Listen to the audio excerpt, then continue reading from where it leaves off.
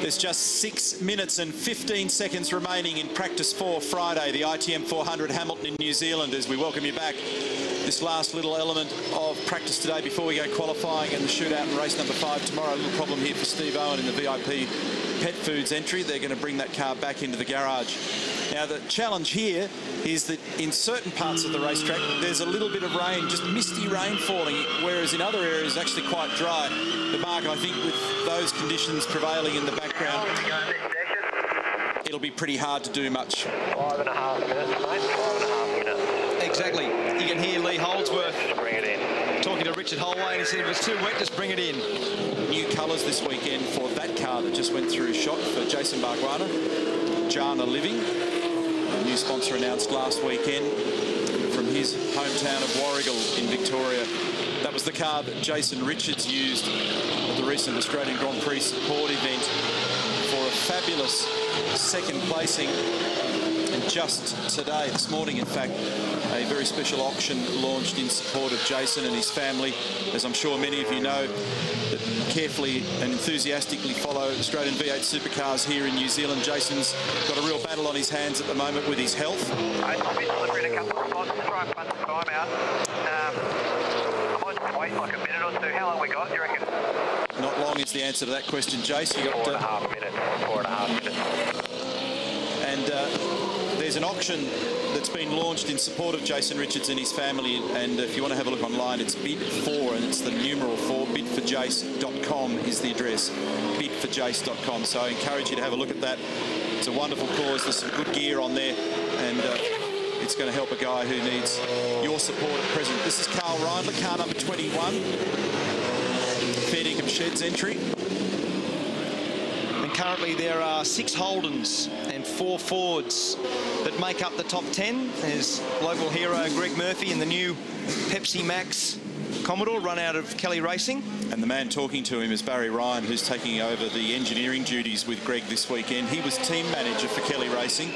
Barry's been involved in the sport for a long time, initially down at Perkins Engineering. Greg had astonishing success at Pukekohe.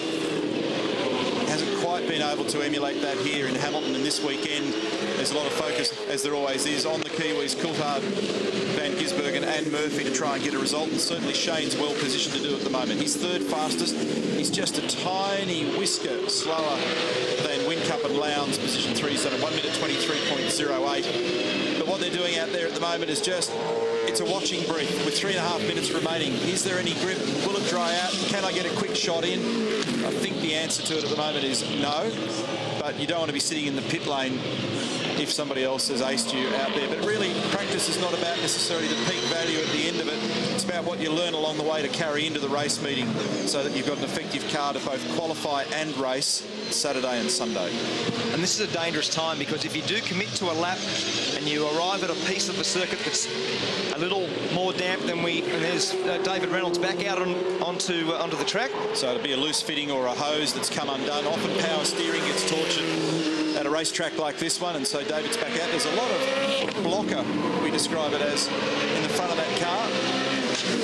Radiator intake area, looking for a bit of front downforce. This is Alex Davison. Problems for him at turn 5. That never looked like it was on. A little less than 1 minute remaining now. I think there are certain parts of the track where you would be able to get a read from the car at the moment, but clearly up at turn 2 in the braking area and off turn 2 through the roundabout at 3. It's pretty slippery at the moment.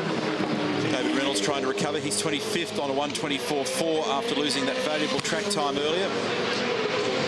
It's a great shot. Head on at turn 2.